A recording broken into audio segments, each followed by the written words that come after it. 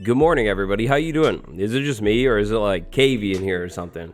No, it's definitely not just me. You see, it's a big day. Today, June 4th, 2021, Minecraft 1.17, release candidate 1 dropped. And this is by far the biggest snapshot of the year. That was actually the biggest lie of the year. Today's release does mean something pretty big though. In today's video, we're going to talk about release candidate 1 for 1.17 and sum up pre-release 2 through pre-release 5 really quickly.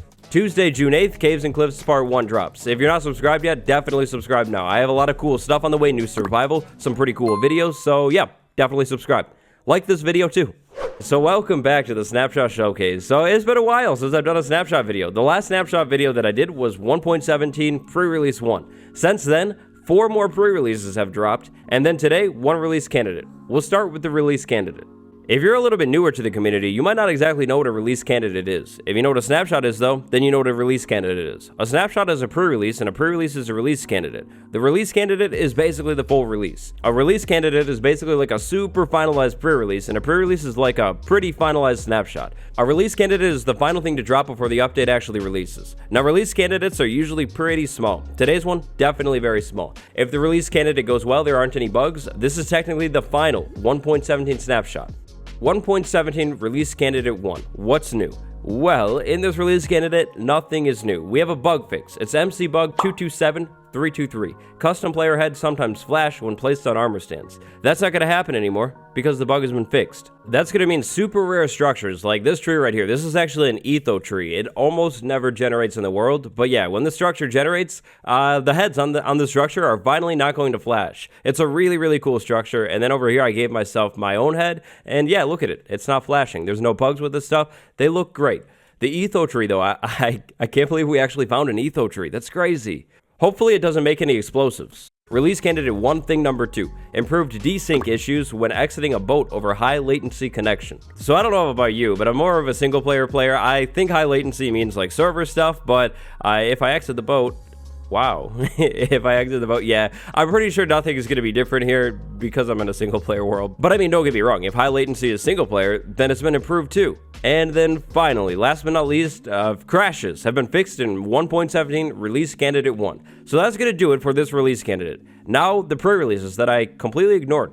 So when the pre-releases started, in the first release candidate video, I think I had mentioned something about not doing the pre-releases if they're smaller, and all of the pre-releases since pre-release 1 have been nowhere near the size of that first one. Minecraft 1.17 pre-release 2 was a bug-fixing pre-release. In that pre-release, 12 bugs were fixed. That's it. Nothing else was changed or anything like that. Now, a lot of bugs were fixed. One of the bugs that you may have experienced before was MC226470. Nether fossils generating above the nether roof in the Soul Sand Valley biome. It won't happen anymore. Aw, man, pre-release 2 sit down. Pre-release 3 is way bigger. In 1.17 pre-release 3, instead of 12 bugs fixed, we got 15 bugs fixed. For 1.17 pre-release 3, this is what the bug fixes are looking like. All of these bugs that you're seeing on screen. We have gigantic bugs being fixed like baby axolotls despawn and double closing program warnings upon closing the game. And some other bugs were fixed too, like the infamous floating lightning rod bug while you're looking at yourself in third person. The rod used to float, now you actually hold it.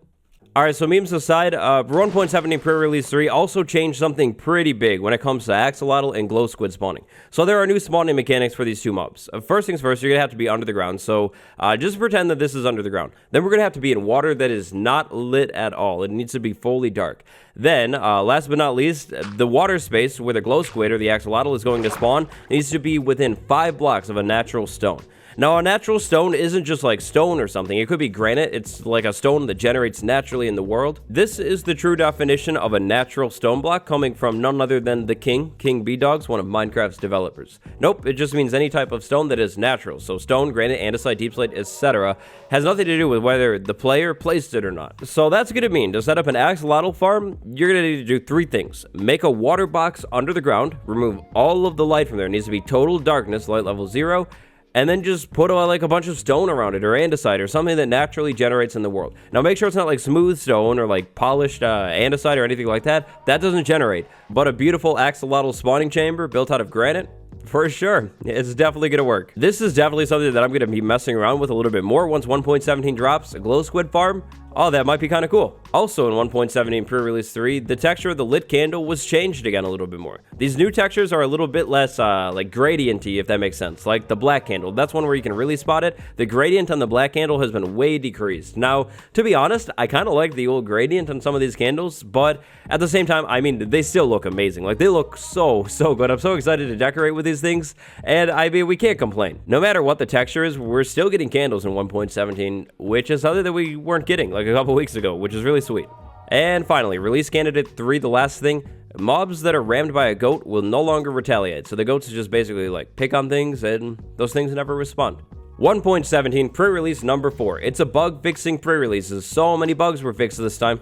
To be honest, not as many as the last one though. Only 13 bugs were fixed this time. These are the bug fixes right here. You can read them if you want. A lot of bugs have to do with the credits this time actually, which is kind of interesting. Pre-release 4 also brought a small change to the credits. If you hold down control while holding down space while watching the credits will go a little bit faster. POV, we're playing hide and seek on Hypixel and you can't find me anywhere. Pre-release number 5. It's laughable how small pre-release 5 is. Pre-release 5 fixed a total of, wait for it, 5 bugs. These are the bugs right here. And so, for the 1.17 pre-releases, that's it. We're all caught up, and for the release candidate, that's that. Minecraft 1.17 is scheduled to drop on June 8th on both Java Edition and on Bedrock Edition, so definitely keep your eyes out for that. Leading up to that, I've got a couple cool videos. We have to update the guide world, we have to do some Lucky Block stuff. I also have another cool 1.17 list video on the way before the big update too. It's pretty sweet. Once the update actually drops, I'll be dropping a video going over every single thing in 1.17. You won't want to miss it. Subscribe and notification bell. I know today's video ended up being a little bit shorter, so sorry about that. If you missed yesterday's video though, it's a good time to go catch that. There'll be a longer video tomorrow, a guide probably. Thanks for watching today's release candidate video. Appreciate ya. 9th and Bill W, Monkey Boy Chuck, thank you all so much for the support. It's been me, your boy. I'll see you tomorrow, 2 p.m. with another video.